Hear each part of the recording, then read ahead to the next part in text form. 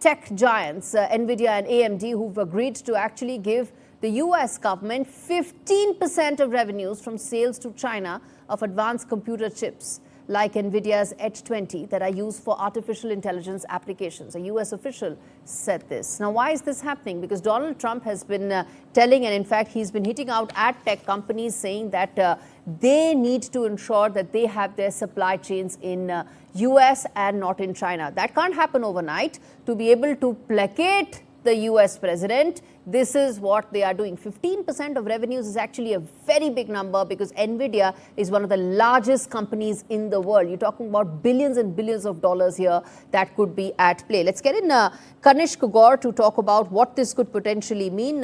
He's a CEO of Athenian Tech and someone whom will try and get answers to what does this mean in terms of the pressure that he's exerting.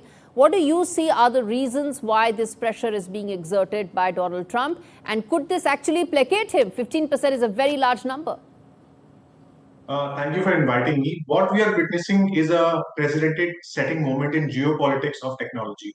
The deal requiring NVIDIA and AMD to pay 15% of their China revenues to the US government is not just about market access. It is a calculated move to balance national security concerns with commercial realities which the US is living in today.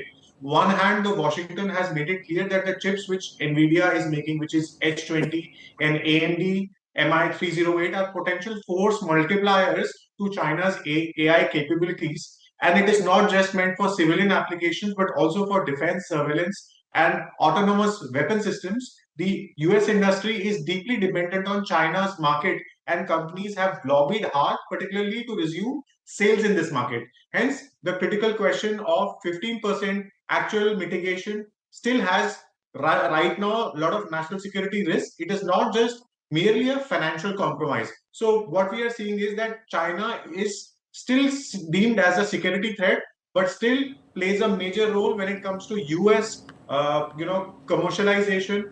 Particularly, it has a major role in the royalty which it needs to pay back because of the investment it has in the US Treasury. So this particular movement is more significant when we come to technology trade, particularly transactional with respect to getting more premiums back into the US economy, because you have a lot of US investors who have invested heavily in NVIDIA today.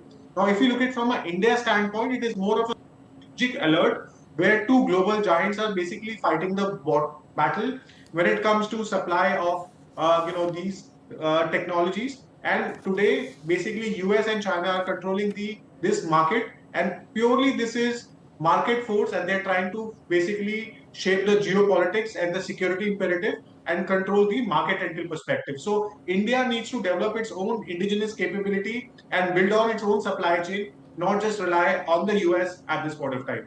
All right. We leave it there. Thanks much for giving us that perspective.